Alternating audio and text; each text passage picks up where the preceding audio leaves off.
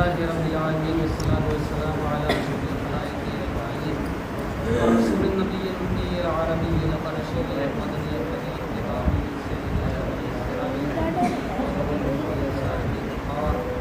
والسكينة المرفوع بعرض المدينة العقل والجد ورسول المصطفى محمد المحمود الأحمد حبيب إله العالمين القاسم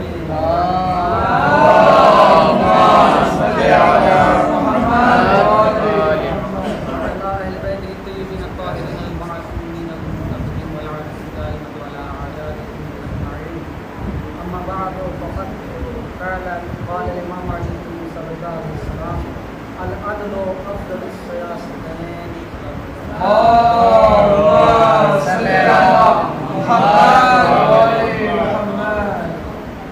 سب سے پہلے اس پروگرام اور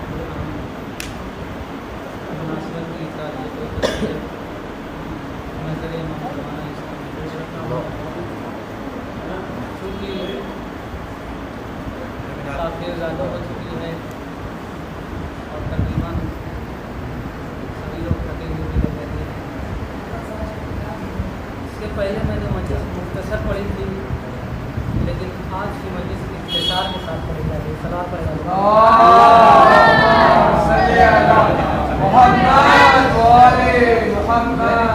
پڑھنے کا شرف حاصل کیا. اس میں ہمارے ارشاد فرماتے ہیں کہ سیاست کا بہترین طریقہ عدل ہے.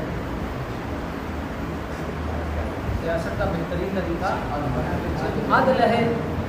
یعنی سیاست جو مانے حکومت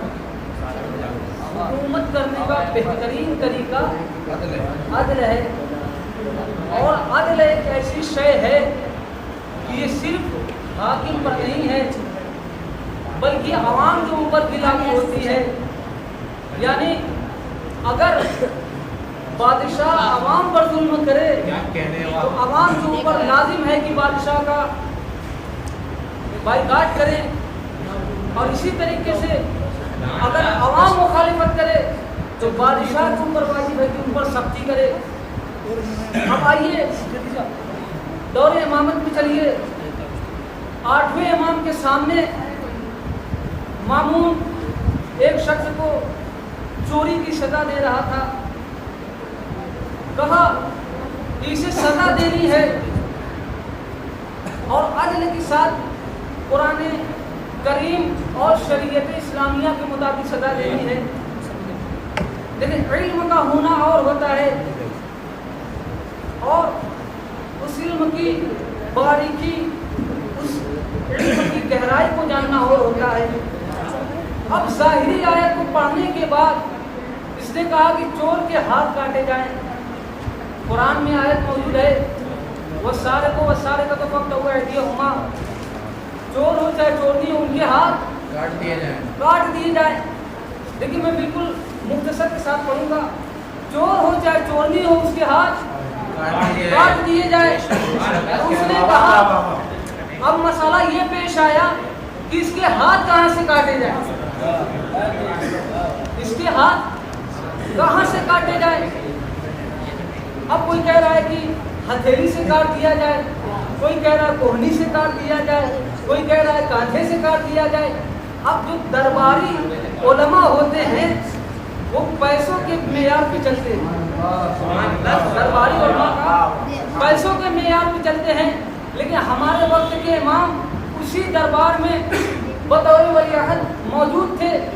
امام نے کہا کہ یہ ہاتھ اعضائے سجدہ میں سے ہے. یہ ہاتھ کی ہتھیلی اعضائے سجدہ میں سے ہے اور کسی کو حق نہیں پہنچتا کہ اسے نقصان پہنچائے. کہا تو قرآن نے کہا کہ ہاتھ کاٹ دیا جائے. اگر ہتھیلی نہ کاٹی جائے تو ہاتھ کیسے کاٹا جائے گا. امام نے کہا کہ ہتھیلیوں کی انگلیاں جدا کر دی جائے. پوری توجہ. عدل اور ہوتا ہے لیکن یہ در اہل بیت ہے جہاں عدل کے ساتھ فضل بھی ہوتا ہے. جہاں عدل کے ساتھ فضل بھی ہوتا ہے. امام نے انگلیاں کٹوائی. اب آئیے مولا کائنات کے دور میں ایک چور کو پکڑا گیا, مولا کائنات کی محضر میں لایا کہا چوری کی ہے. مولا نے کہا شریعت محمدی کے مطابق اس کی انگلیاں کاٹ دی جائے. اب جیسے ہی جلاد نے حکم کو سنا اس کی انگلیوں کو کاٹ دیا. انگلیاں کٹنے کے بعد وہ شخص غم کا اظہار نہیں کر رہا ہے, وہ شخص رو نہیں رہا ہے, بلکہ اپنی انگلیوں کو اٹھانے کے بعد علی کا قصیدہ پڑھتے ہوئے دربار سے باہر نکلا. جب باہر لوگوں نے دیکھا کہ علی نے اس کی انگلیاں کٹوا دی ہے, پھر بھی یہ علی کی شان میں قصیدہ پڑھتے ہوئے جا رہا ہے, لوگوں نے علی کو بتایا کہ اے علی, آپ نے جس کو سزا دلوائی ہے وہ باہر آپ کی شان میں قصیدہ پڑھتے ہوئے جا رہا ہے. مولا نے کہا اسے واپس بلواؤ. جب واپس آیا تو مولا نے کہا کہ تیری انگلیاں کٹ گئی, پھر بھی تو میری شان میں قصیدہ پڑھ رہا ہے. کہا مجھے انگلیاں کٹنے کا غم نہیں ہے, مجھے خوشی اس بات کی ہے, مجھے سزا دینے والا وہ ہے. کیا تو وہ سزا دے گا, یا تو وہ سزا دے گا, یا تو یہ سزا دے گا, یا تو وہ سزا دے گا. جیسے ہی مولا کائنات نے سنا, کہا کہ تو نے ابھی علی کا عدل دیکھا ہے, اب علی کا فضل دیکھ. مولا نے انگلیوں کو پکڑا, اس کے انگلیاں جڑ گئی. علی نے کہا کہ عدل اور ہوتا ہے, فضل اور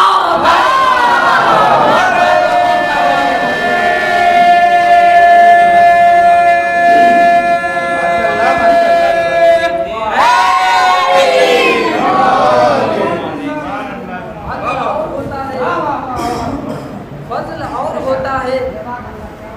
ہر در سے عدل نہیں ملتا, کچھ در سے عدل ملتا ہے, لیکن در اہل بیت سے عدل کے ساتھ فضل بھی ملتا ہے. کیا کہنے ہیں, کیا انداز ہے, جزاک اللہ, جزاک اللہ. صفت خدا ہے.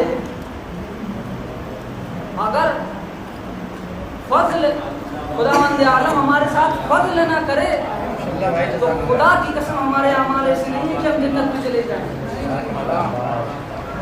ہمارے اعمال کو ایسے نہیں ہے کہ ہم بغیر فضل کے جنت میں چلے جائیں.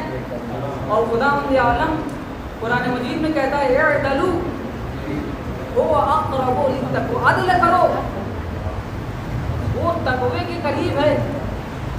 تقوی لے کر کیا کریں گے, من یتق اللہ یجعل له مخرجا, جو تقوی اختیار کرتا ہے اللہ بھی اس کے لیے راستے کھولتا ہے. پھر مولا آگے ارشاد فرماتے ہیں اعدل, عدل کر, اس لیے تملک, تاکہ مالک بن جاؤ. اعدل تملک, تملک کا معنی یہ ہوتا ہے, تملک کا معنی حاکم کا ہوتا ہے. اعدل تملک, عدل کرو تاکہ حاکم بن جاؤ. یعنی مولا نے یہ بتا دیا کہ منصب حکومت پر بیٹھ کر ظالم تخت پر حکومت کر سکتا ہے, لیکن مومنین کے دلوں پر حکومت نہیں کر سکتا. مومنین کے دلوں پر حکومت کرنے کے لیے عدل کی ضرورت ہے. بس عزیزو, کیونکہ المختصر میں نے کہا کہ اور مسائل میں مختصر نہیں پڑھوں گا. روایت میں 3 جگہیں ایسی ملتی ہیں جہاں جب امام روانہ ہو رہے تھے تو امام کے اوپر دیا گیا.